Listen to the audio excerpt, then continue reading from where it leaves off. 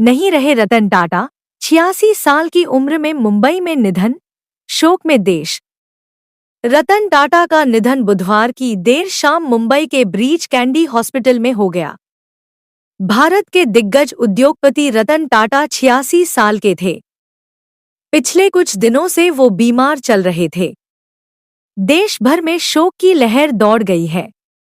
भारत के दिग्गज उद्योगपति रतन टाटा का निधन बुधवार की शाम को हो गया। उन्होंने मुंबई के ब्रीच कैंडी अस्पताल में अंतिम सांस ली। रतन टाटा 86 साल के थे। पिछले कुछ दिनों से उनकी तबीयत खराब थी। दरअसल बुधवार की शाम में उनकी तबीयत ज्यादा बिगड़ने की खबर आई थी, जिसके कुछ घंटे बाद ही खबर आई कि उन्होंने दुनिया को अलविदा कह दिया है। रतन टाटा का जाना देश के लिए एक बहुत बड़ी क्षति है। हालांकि उन्हें देश कभी भूल नहीं पाएगा।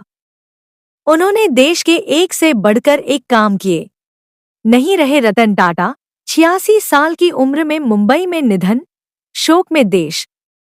रतन टाटा का निधन बुधवार की देर शाम मुंबई के ब्रीच कैंडी हॉस्पिटल में हो गया। भारत के दिग्गज उद्योगपति रतन टाटा 86 साल के थे। पिछले कुछ दिनों से वो बीमार चल रहे थे। देश भर में शोक की लहर दौड़ गई है।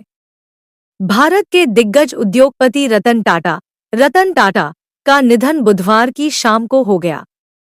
उन्होंने मुंबई के ब्रीच कैंडी अस्पताल में अंतिम सांस ली। रतन टाटा 86 साल के थे। पिछले कुछ दिनों से उनकी तबीयत खराब थी। दरअसल बुधवार की शाम में उनकी तबीयत ज्यादा बिगड़ने की खबर आई थी, जिसके कुछ घंटे बाद ही खबर आई कि उन्होंने दुनिया को अलविदा कह दिया है। रतन टाटा का जाना देश के लिए एक बहुत बड़ी क्षति है। हालांकि उन्हें देश कभी भूल नहीं पाएगा। उन्होंने देश के एक से बढ़कर एक काम किए। नहीं रहे रतन टाटा, 86 साल की उम्र में मुंबई में निधन, शोक में देश। रतन टाटा का निधन बुधवार की देर शाम मुंबई के ब्रीच कैंडी हॉस्पिटल में हो गया। भारत के दिग्गज उद्योगपति रतन टाटा 86 साल के थे। पिछले कुछ दिनों से वो बीमार चल रहे थे।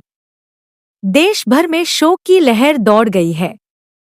भारत के दिग्गज उद्योगपति रतन टाटा का निधन बुधवार की शाम को हो गया।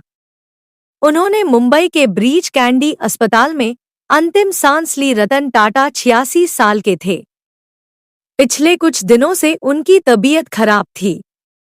दरअसल बुधवार की शाम में उनकी तबीयत ज्यादा बिगड़ने की खबर आई थी, जिसके कुछ घंटे बाद ही खबर आई कि उन्होंने दुनिया को अलविदा कह दिया है।